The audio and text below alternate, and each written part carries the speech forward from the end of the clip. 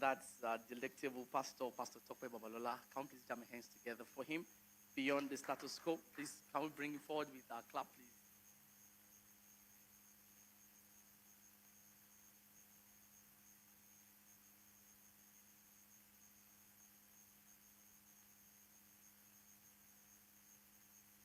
Good afternoon, everybody. I know our mouths are busy, but can we celebrate our pastor as he lives? Please, let's celebrate him. All right. It's such a wonderful thing to be here. I have 30 minutes to talk to us.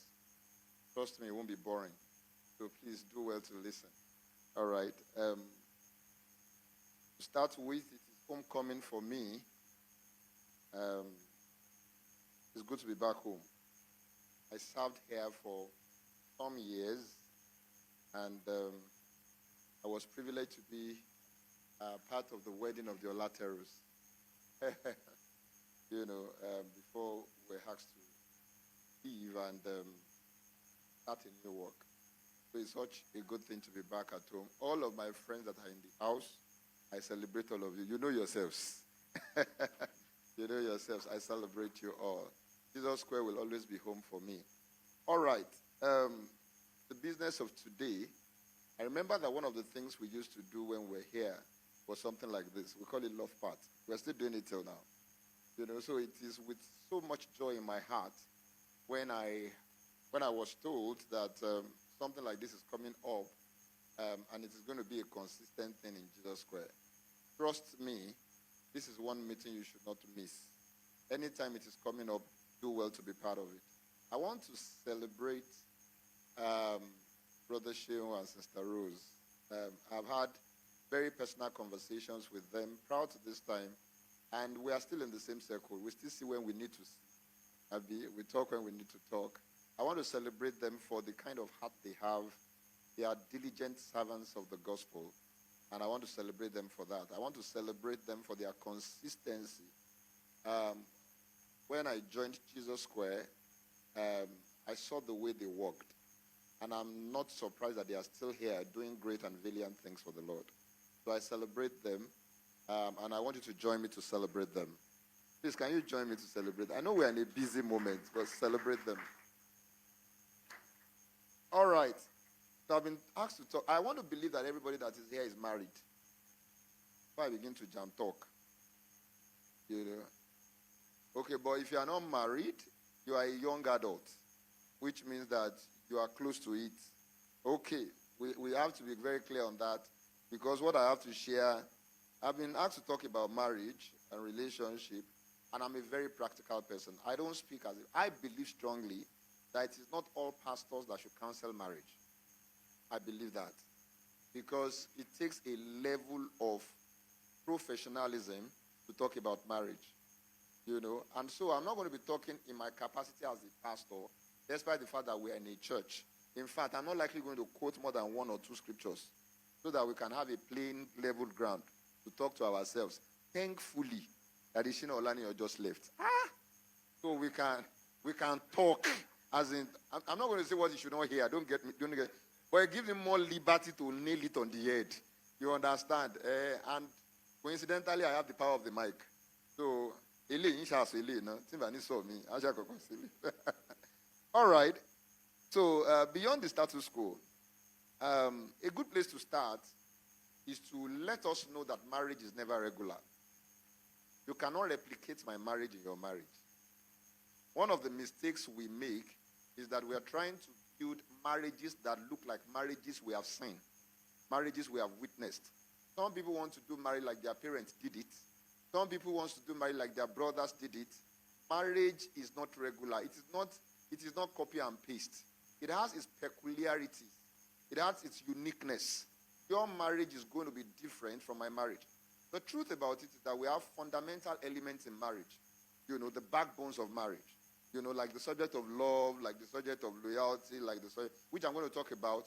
But I need us to understand that all marriages will never be the same, no matter how hard we try. If a Taiwo and Kendi marries a Taiwo and Kendi, their marriages will still be different. It's a unique thing. It's a very unique thing.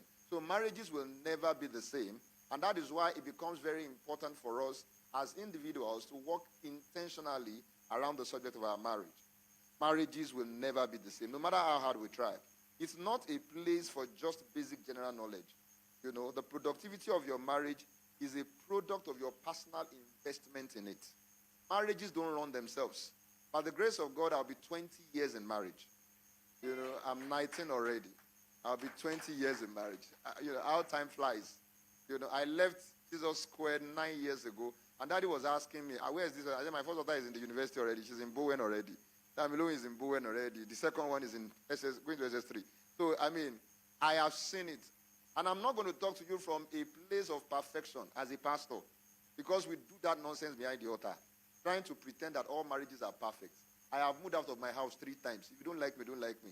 That I carry my things like that, like this, went out of my house. I'm not doing it again. And I was a tongue-speaking brother. You know, I was playing keyboard. I was a worshiper.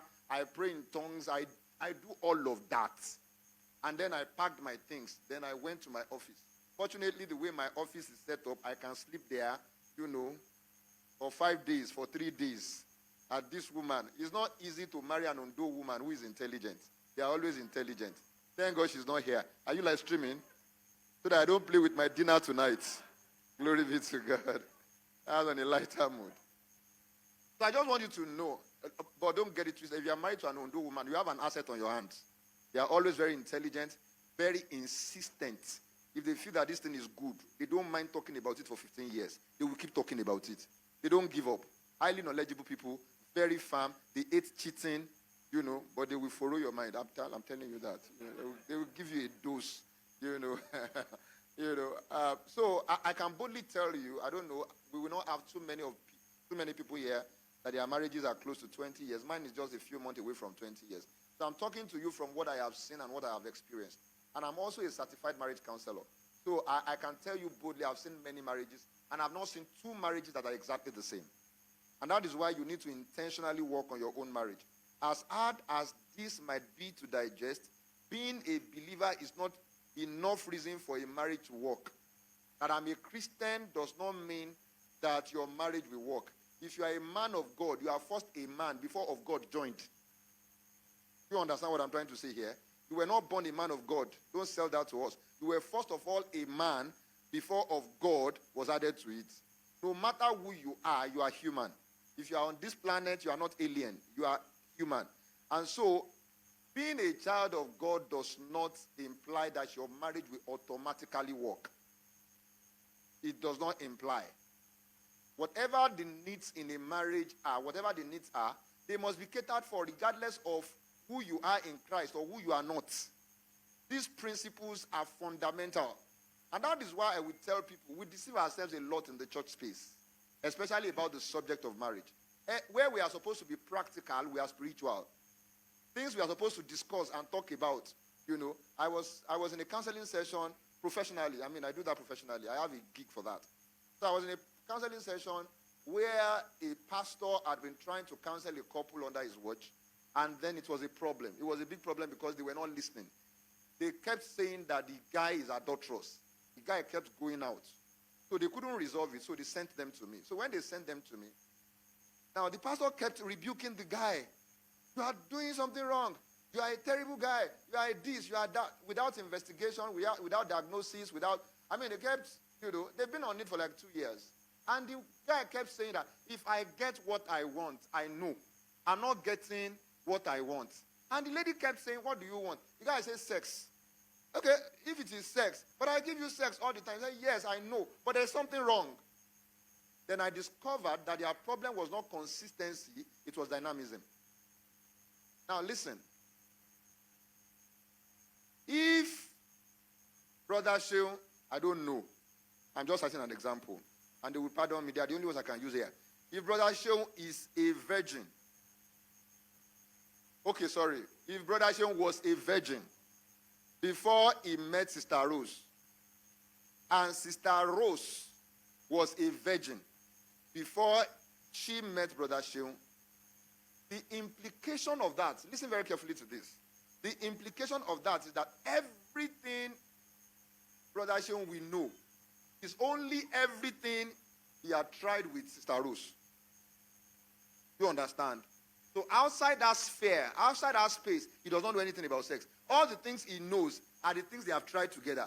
The same thing applies to Sister Rose. Everything she will know about sex is, this is not a time for them to disturb you, Sister Rose. It's not a time for them to, I want your rapt attention. I won't be long here. So everything Sister Rose knows is what she had tried with Brother Sheung. Is that okay? Are we on the same page? The dynamics changes, and because of that, their sexual loyalty is easy. Very easy. Because there's no external experience. But let's consider that Sister Rose was a virgin when they met. Brother Sheung had at least 20 girlfriends. At least. I'm not saying he did, but I'm just saying, The sexual expectation is that Sister Rose should be a combination of the 20 people plus herself. I'm telling you. I'm being honest with you. That what Uche did when she carried her leg like this, and then what Bemi did when she put her head down, and then what he will be looking out for that in this one wife that I have gotten. So the only way Sister Rose can be all that Brother Sheung wants in sex is that she will up her game, upscale, or else Brother Sheung can be making love to Sister Rose and be thinking of Bemi. If she is not replicating the fullness of the expression of that girl, people are looking at me like, what I'm saying is, you are too holy here. You are too holy here. You are not being practical here. Eturaka, nobody's. Here we are not judging. We are just telling the truth. We listen with And so I discovered that the problem with that couple was not the frequency of it. It was such that the sister is so holy that there are restricted styles. So where we started from was, please open your scriptures and tell me where the Bible told us the styles. Because there's nothing like that there. As a matter of fact, we will ridicule our intelligence if the only thing we do is to lie down beside each other. I'm telling you. Good sex is a function of intellectuality, creativity. It's coming to my mind that we should try this, and then try this, and then try that.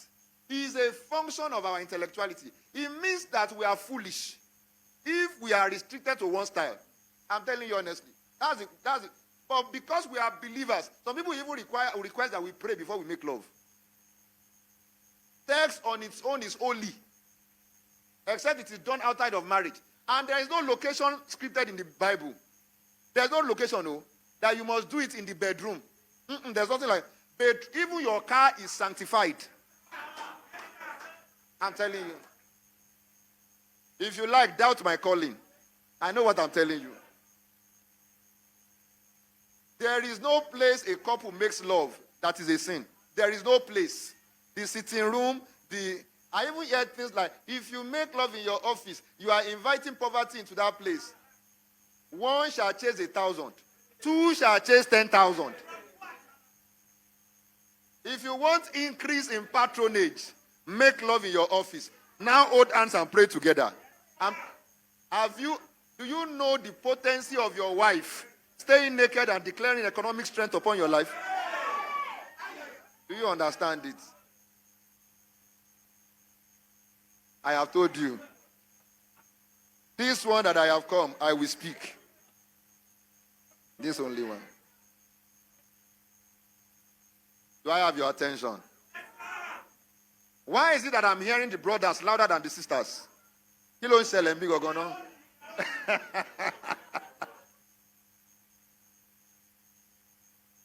Let's talk about 4 things. I've been talking about it already, but let's talk about 4 things. 4 things that will strengthen your marriage. 4 major things. The number 1 thing is that you must build the capacity for effective communication. That's very important. Building the capacity for, I did not say building the capacity for communication. Everybody can talk. But in marriage, silence is louder than speaking. The things we do not say are more important than the things we are saying. Brothers, let me help you. a lot of the time, 75% of the time, a woman says the opposite of what they want. So if you take their words verbatim, you will be wrong all the time. If a woman tells you, leave me alone. They are telling you, don't be a dark, you walk low. You know. It is only a woman I will see that has a wardrobe full of clothes. And then they tell you, I don't know what to wear. Have you not thought about it? I don't know what to. It's not likely that a brother will tell you or a guy will tell you, I don't know what to wear. Before I get to the word, melo money, that I'm telling you, I don't know what to wear. I know what to wear. My own problem is, am I not going to repeat it? But for a woman, they have a truckload of clothes, and they still don't know what to wear. It is a woman that I know that they have their stuff filled up, and they don't know what to cook.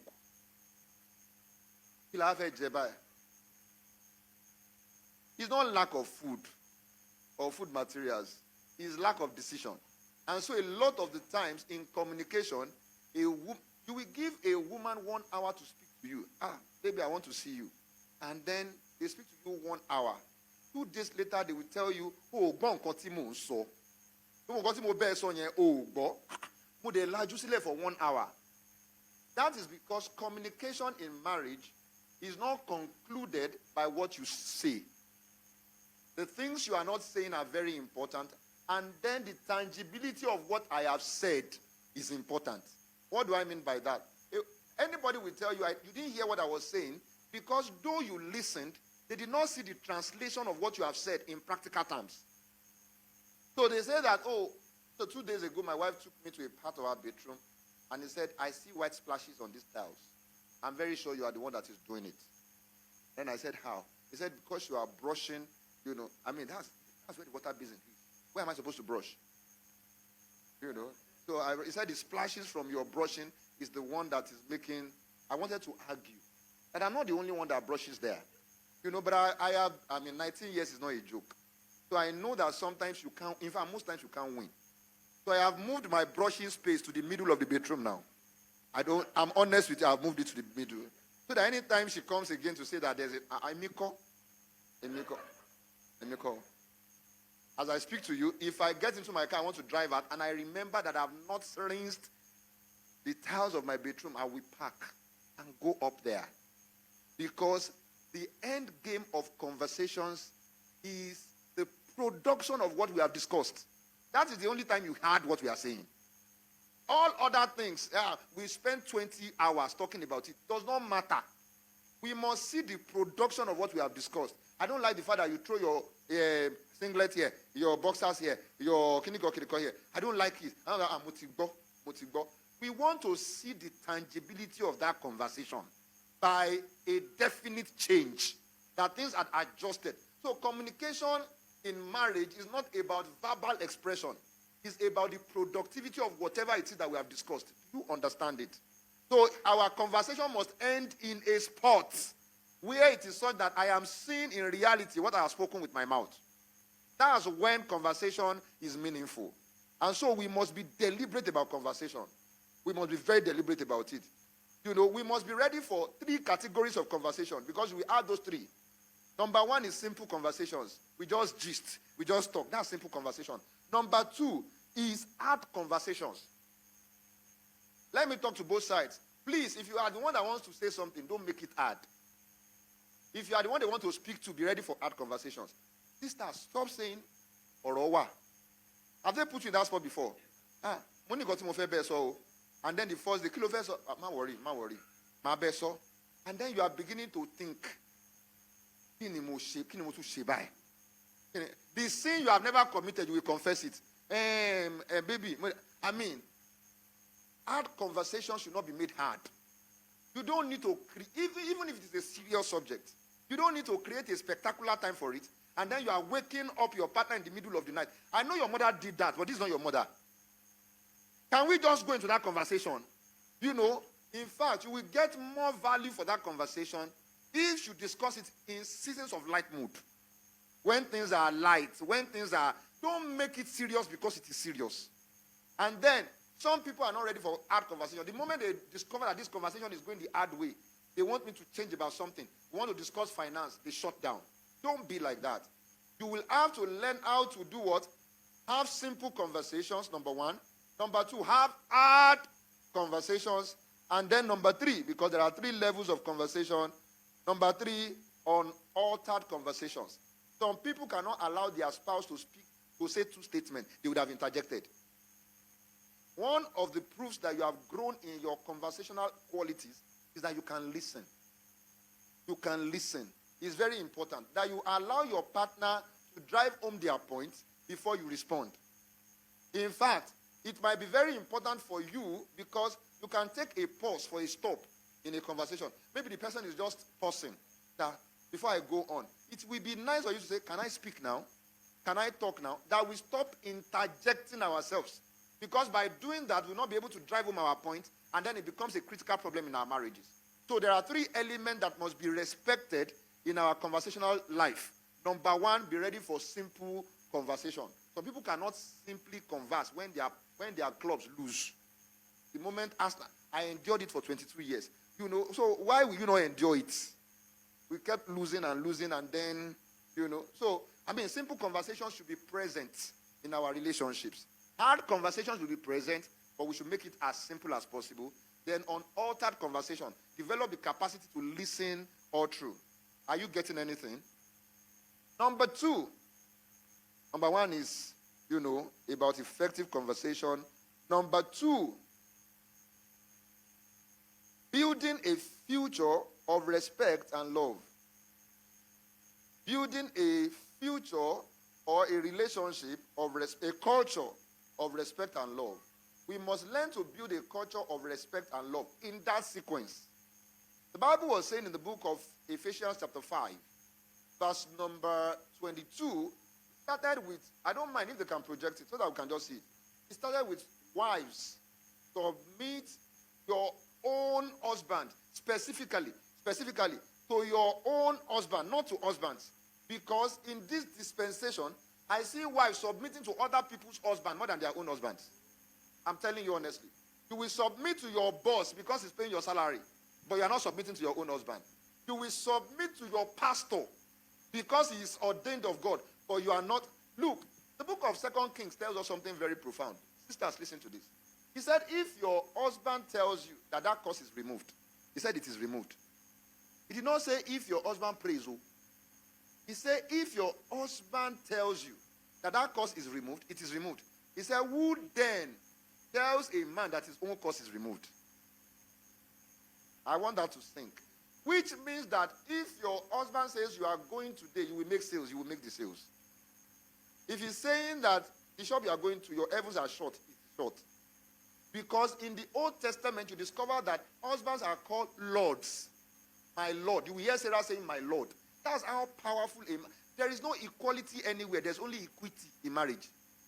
We can only bring ourselves to equal measures. But according to the original script of marriage, man is the head, woman. And God did not tell a woman to love the husband because you don't need it.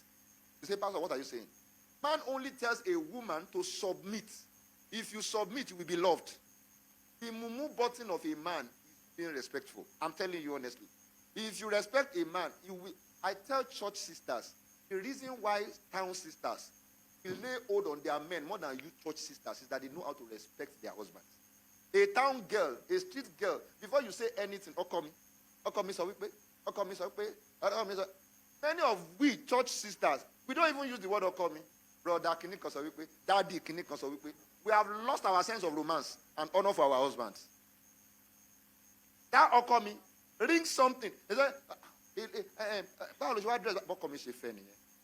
the guy is there.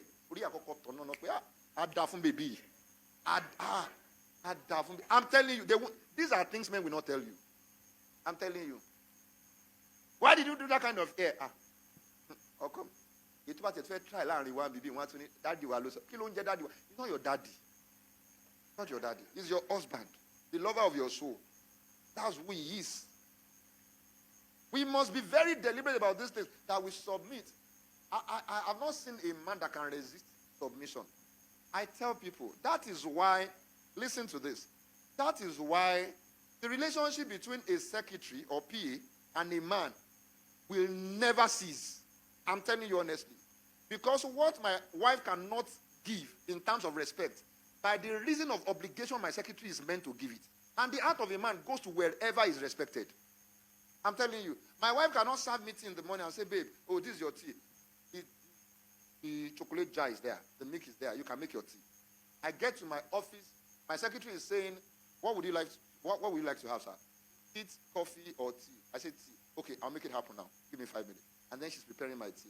And then after that, what would you like to have for breakfast? And then she's making it happen. And then I tell her to go this way, she goes that way. Yeah, I tell her to go that way, she goes that way. And all of that. Respect is an attraction for a man. It's as simple as that. That I am the Lord here gives me a different feel.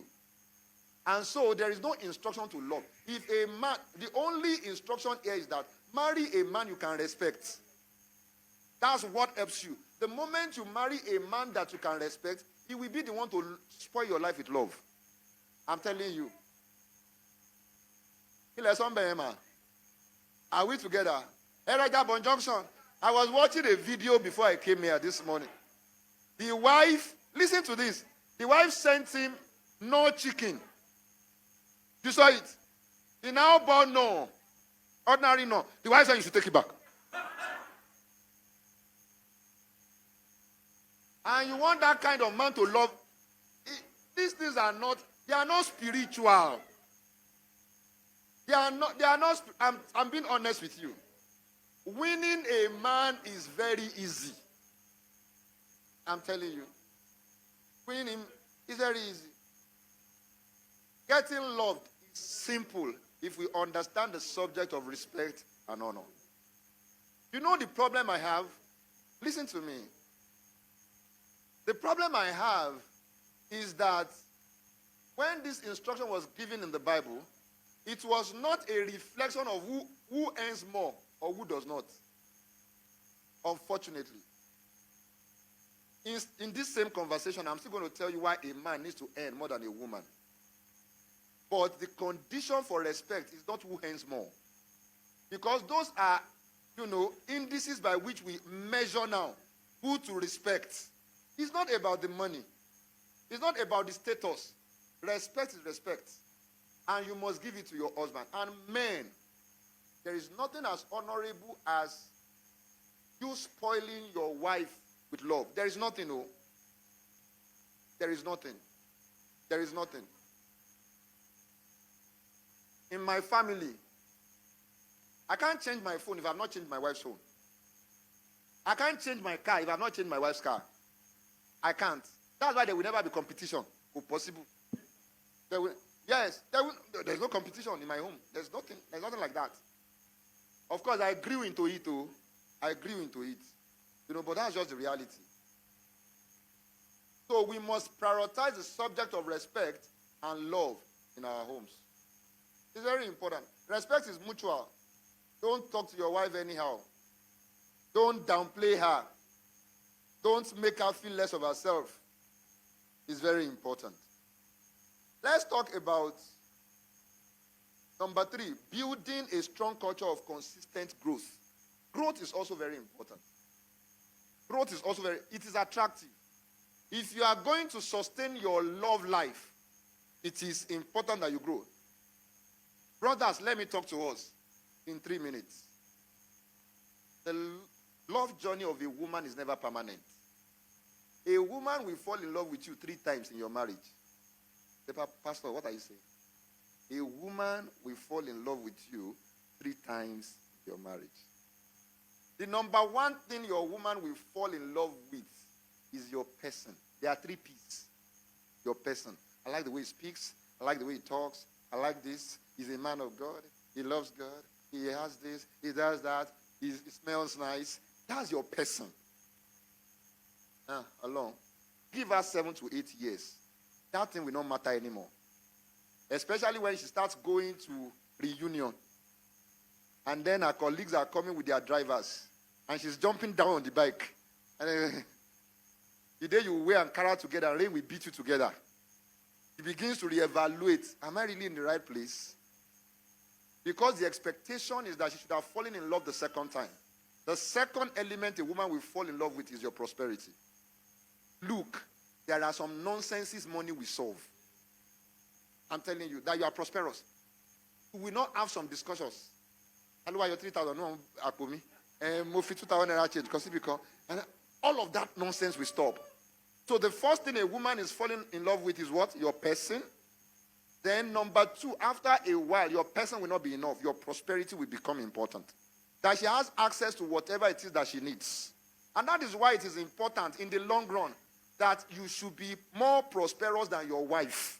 Don't believe whatever anybody is telling you. Don't believe what the church is telling you. That does not matter. Nah. There are some conflicts that will never go away. He's feeding you, and you want her to find it easy to respect you. It's not easy. It's not easy. Let's be very practical.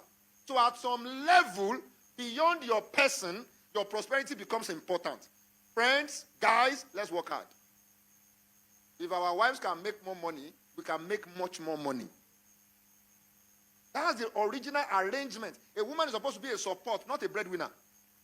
The moment we extend that role, every other thing becomes threatened. And so we must be very careful. And at some point, after about 10 more years, your money is no more important. The third P comes into play, power. That your wife drops your name. And then they say, we don't know that you are the wife of this person, Emalo. That a policeman stops her on the road. And say, do you know who I am? I am the wife. Every woman wants it. Forget it. They will tell you otherwise. I'm telling you the truth. That she enters into your office building, and then everybody is scrambling for a bag. Makes a woman feel good. I'm telling you honestly, that she's the attention seeker, not because of the hair she's carrying, not because of the clothes she's wearing, but because of the wife of who she is. It's not easy for a woman to trade her father's name for your name, and then that name is not amounting to anything in 20 years. It's not amounting to anything. Why did I now drop my father's name? If I have changed my father's name for your name, it must matter after a while. And I drop my... No, that's the truth. It's very important. And I don't care how you do it. I don't care where you do it. I'm doing mine in ministry. 4 days ago, my wife was driving around the Diakwe. They stopped her. Then she called me, road safety. They said that one of her tires has expired. Tire. Want to bore me. So I said, where? They said, a civic center here. I said, Diakwe here. I said, look around you. Did you see any of the billboards there? He said, yes. I'm seeing a billboard where you are ministering. Your picture is on it. Tell them that's me. Just tell them that is me. He said, that's your husband. He said, look at the name. Look at the document on the car. He said, you can go. We don't have the right to stop him. That's your husband. I'm telling you that is very important. Very, very important. If you still have to introduce yourself to your wife as the husband of the home, something is wrong. That there's a conflict. You say, I'm the man in this house. I'm the husband in this house. And that's nonsense. The things you are doing, you should say it. Not the words of your mouth. So the first thing a woman falls in love with is what? Your person. The second thing is what? Your prosperity. The third one is what? Your power. That's the ranking. If you walk towards that, some nonsense will be solved. And then for a woman, a man also falls in love with 3 things. The number one thing is the support. S nitiwon. S. B nitiwa. S nitiwon. Number one thing is support. No matter how beautiful you are, you become ugly when you bring nothing to the table. I'm telling you honestly. It's not about sex. So that sex too is S. But let's not go there. The first one is support. Because most likely, you are going to meet a man at a struggling stage when you are marrying him. And so, the only thing that will be important to him at that time is somebody that can support. Do you know that you can support even when you are not giving? That the little you are giving, you are making the best of it. It's a kind of support. But I believe that every woman should give. There are some women you cannot chase them out of the house. If you are tired of that marriage, you will carry your bag and go near as the man. You cannot chase them out. Because there are some questions they will ask you. When you chase them out, they say, okay, no problem, I'll go. But this land that we bought together and this house that we built together, how do we want to divide it? Do you want to take the land and I will take the building? Or you want us to break it in half? How do you want to do it? Or the car that you are driving, this Venza that you are driving, am I taking the engine and you are taking the body? Because I remember that when you were going to buy it, you had 12 million naira, I had 7 million naira. And we joined it together and it is 19 million naira. So how do we share this car? But you came into the house of the man with nothing, just your backo bag. And the only thing you now have is Ghana must go. What an improvement. He carries your Ghana must go. And that's the end of you in his life. Put yourself in a position of support so that they cannot easily discard you. That before a man will think of sending you out, he will think of the consequences. Not your body. I am the table. You are not the table. You met a table here. Put something on it. I am not the table. Don't. Our sisters in your party offer me more. Oh, like me more. So the first thing is what? Your support. I'm winding down now. In the next 4 minutes, I'll be out of here. The first thing is your support. You bring your support to the table. Number 2 thing that you bring to the table is your sensitivity. It is bad enough that you are a Nigerian. Nigeria on itself is battle. You now marry a troublesome woman again. A woman must know when to keep quiet. That the guy wants to talk. It is now we are understanding why our fathers used to go and stay under the tree in the compound. And they will carry their chairs after work. They will go and stay out there. We didn't understand it. Because sometimes you don't even want to talk. If you have an insensitive woman at that time, you are finished. In fact, you know that complete sounds like finish. You can be complete, you can be finished, but you can be completely finished. You have a trouble. The Bible says that it is better for you, if you have that kind of woman, troublesome woman, to go to the top of the roof and go and be living there. Unfortunately, the things that will be important to a man will not be important to the woman. And so the woman must be sensitive. A man is thinking school fees. The woman is thinking protein for dinner. Look at this disparity. They could see chicken for conley wejo. Oh, what him uncle school fees? I could come out wejo. Oh, we came out from school. So we must be sensitive. When to talk, when not to talk, when to smile, when not to smile. Some things are not comical. They are not funny. And you want to laugh about it. Then he begins to look at you. Sometimes, learn not to blame. But I know when you're so bad. But I want to say, I mean, we need to be sensitive. It's very important. Then number 3, sensuality. That you stay sensual. Friends, let me say this. If your husband says wear it and your pastor says don't wear it, follow your husband. Are you listening to me? Follow your husband. What are you doing with a gin in bed? No. What is the what kind of code is that? What? My wife padlock see.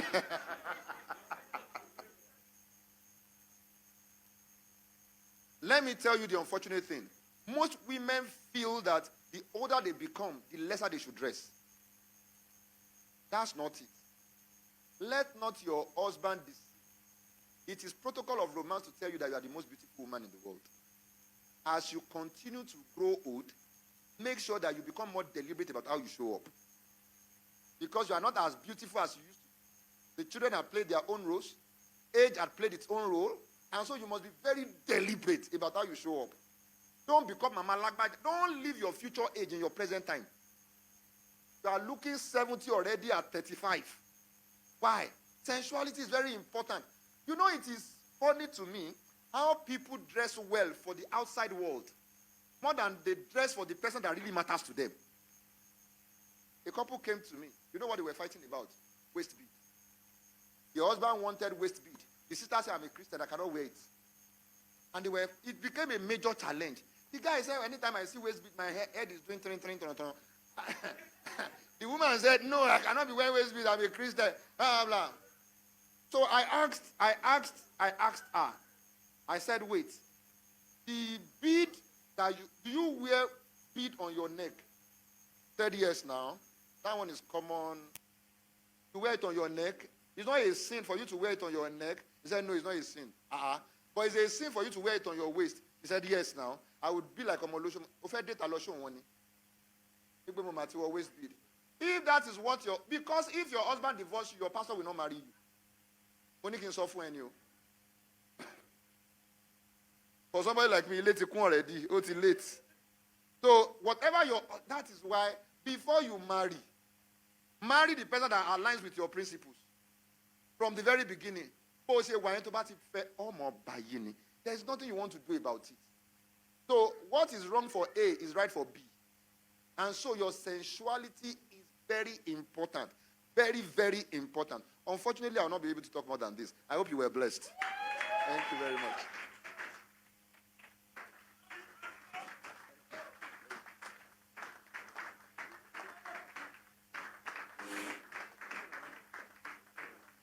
You mentioned a very critical point, which I actually really, really agree with, which is the fact that men need to work really hard to actually earn and actually really out-earn their partner, basically. But recently, we are in a different time and age. If you look at the indices now, we have more women, who are going into businesses. We have more women who are actually much more educated. Women are getting much more education.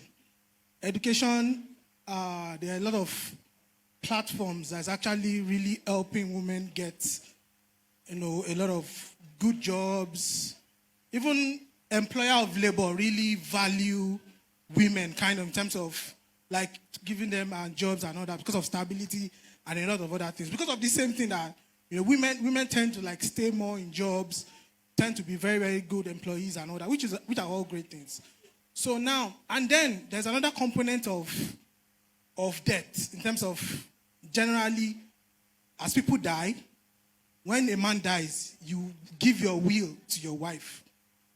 I've never really heard of a man that just wills his things to his children directly, except the man has a problem. So, and then when the woman dies, it goes to the kids. And then it goes, even from the male kids, it goes to the wives, and it keeps going like that. So for generations now, in terms of wealth, like transferring down from, men and male and female, down, trickling down. In the indices now, you can check it. I don't have the fact fully yet. But there's a whole larger number of share of generational wealth that is trickling down from women compared to men. Do you understand? So, my question basically is this. In this new age and time, with the grace and everything that you said,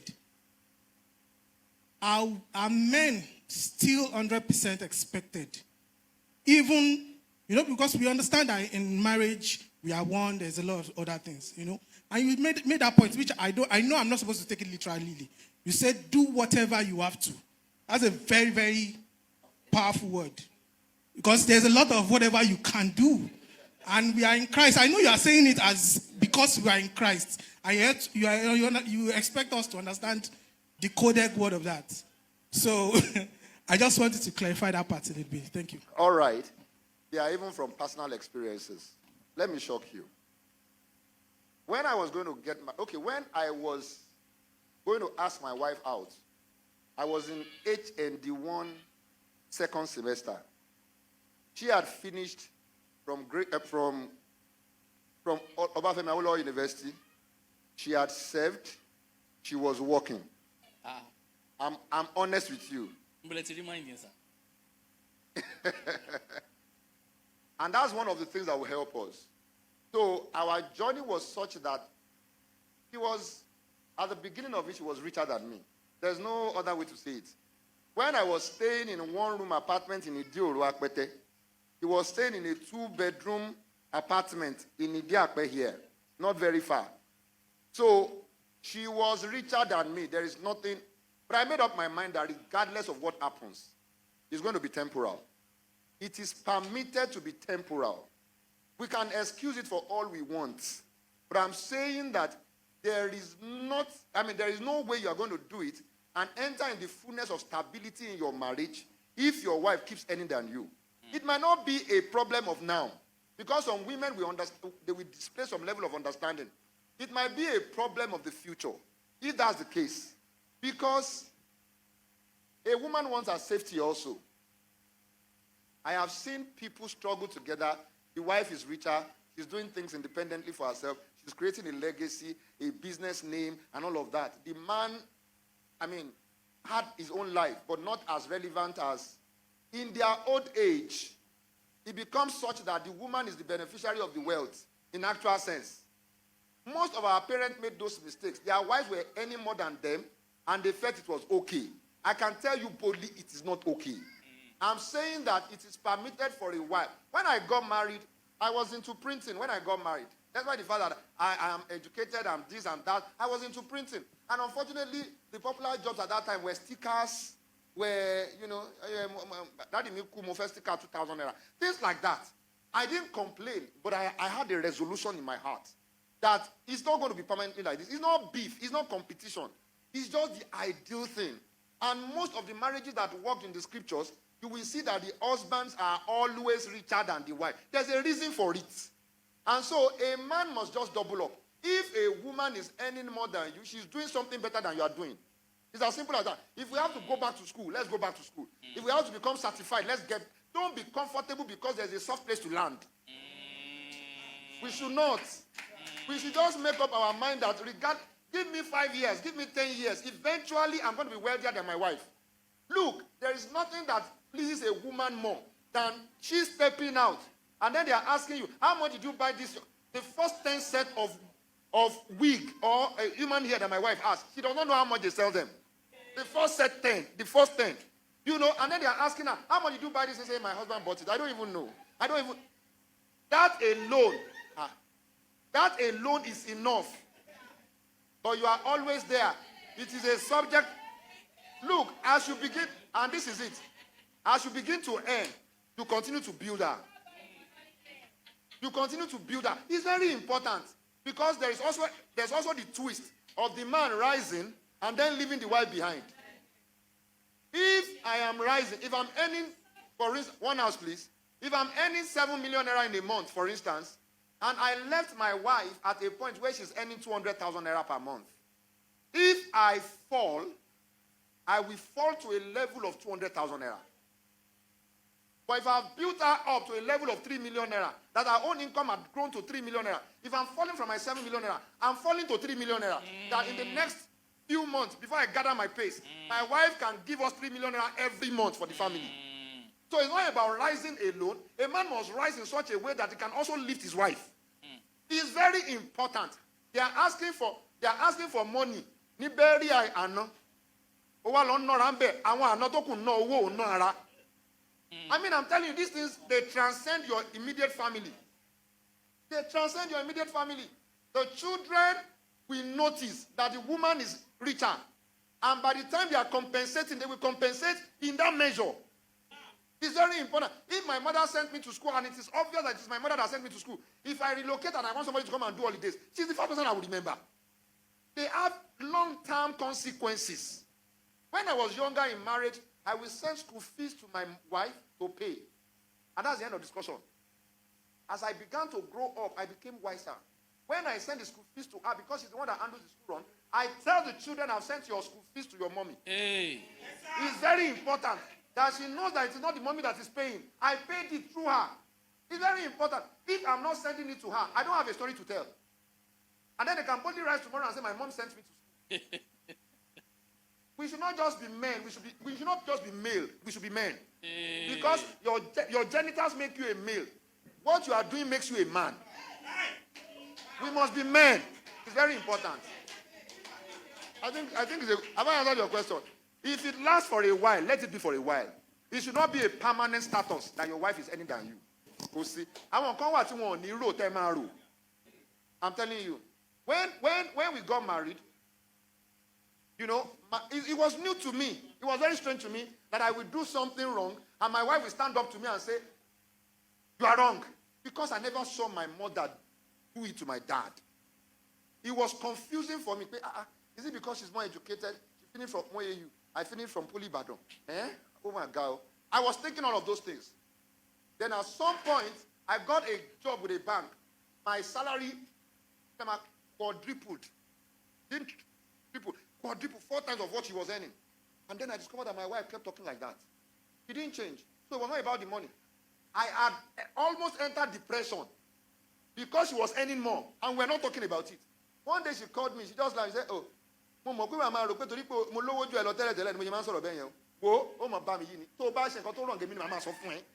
oh, bad, the president, mama. And to be honest, till today, she's still doing it. If my wife is here, she has 2 daughters. If I'm preaching like this, she's jotting what I'm writing. She's jotting my errors. Till now.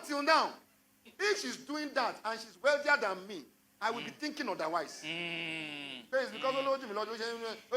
because she's more educated. After school, I had done a lot of certificate courses. She cannot tell me that she's a master's degree holder, but she cannot tell me now that she's more educated than me. I have improved. So if she's writing down my errors, it is in good light. I can take it because I have the equipment to take it. But if I'm broke and she's rich, I will say, oh, your meaning. There are some nonsense money we stop. Final story. It's as simple as that. Hey. I don't know if we have another question. Let us hear the conclusion of